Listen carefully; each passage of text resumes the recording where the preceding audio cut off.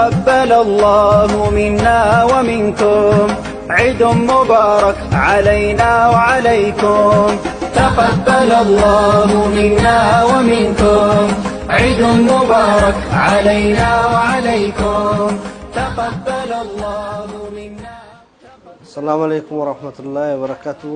مني أمانتا مسلمة ورطفتنين دمتو بقى إيدا تيني سنغي مبارك ينا إيغا كوغا كنا كغارتي دبرسنا جرا الحمد لله رب العالمين.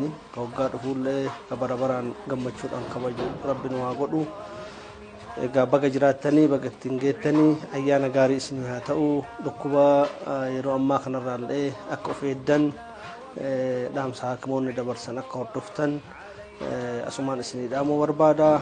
Karaa biraatiin immoo hojii addunyaa keessaa hojiin siyaasaa waan itti jirru dhukkubni kunillee manatti nu galchuu haalli yeroo poolitikaa biyya keenyaa furmaata ka barbaadu ta'uu hundumtuu nu banna.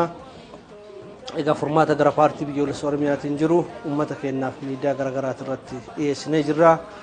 Filmaata jiran keessaa filmaata paartiin biyyoolessa Oromiyaadhaa dhiyeesse ka gama hundaa gargaaruu jennee ilaalla. Ka mootummaallee gargaaru ka paartii biyya kanaa hundumaa gargaaru ka lammii biyya kanaa gargaaru furmaata giddugaleessaati jennee ilaalla.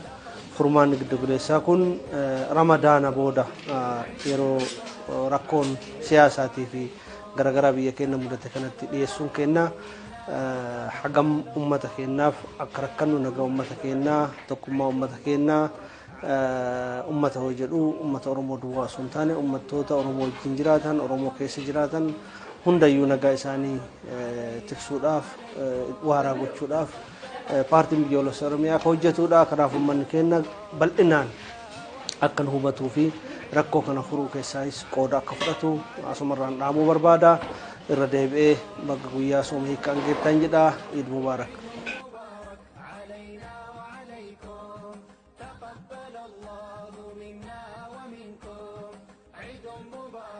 علينا